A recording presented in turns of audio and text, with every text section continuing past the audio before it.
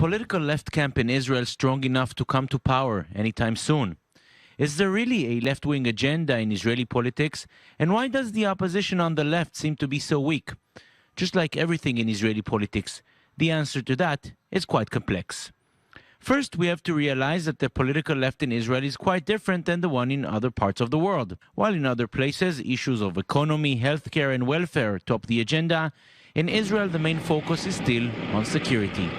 The divisions between left and right are mainly concerned on these issues, most notably since the Six-Day War, and the question of the future of the lands that some say Israel conquered, while others say Israel liberated.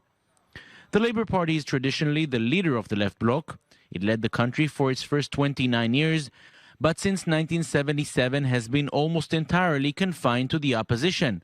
The last time its leader was chosen to be prime minister was still in the 20th century, in 1999, and that term lasted less than 2 years.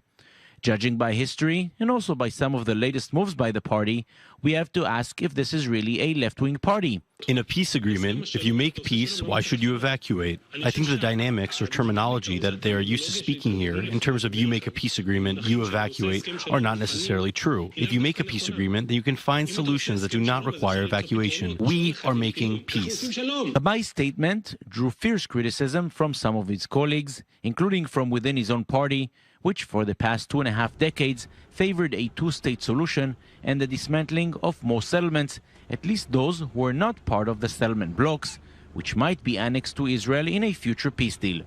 The settlement remark was not the only controversy on behalf of Gabai. Soon after came another one. Netanyahu told a rabbi, whispered it in his ear, but the TV picked it up. He said, the left has forgotten what it means to be Jewish. And do you know what the left did in response? We forgot what it means to be Jewish. It's like because that's what they said about us, from now on, we're merely liberals. It isn't true. This comment, echoing a similar one Benjamin Netanyahu made 20 years ago in his first term as prime minister, made clear that Gabai is not looking to lead the left, but is looking for centrist voters. What many voters are saying is that if it walks like Netanyahu and looks like Netanyahu, why not simply vote for Netanyahu instead of voting for someone who is imitating him? The numbers show that this policy is not exactly working for Gabai. The Labour Party currently has 24 seats in parliament. The recent polls give the party 17 seats if the elections were held today, only at third place. Why is that? There is already a party which appeals to the liberal voter who sees himself as centrist or even slightly leaning to the left, but not the extreme left. This is exactly the ticket provided by the Yesh Atid party.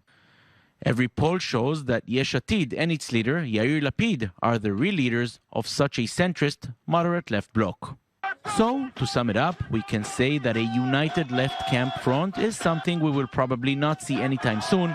The differences between the various players are just too wide for them to cooperate. Good news for Prime Minister Benjamin Netanyahu? Not entirely. With Labour moving right, a center-left coalition seems to be the greatest danger for him.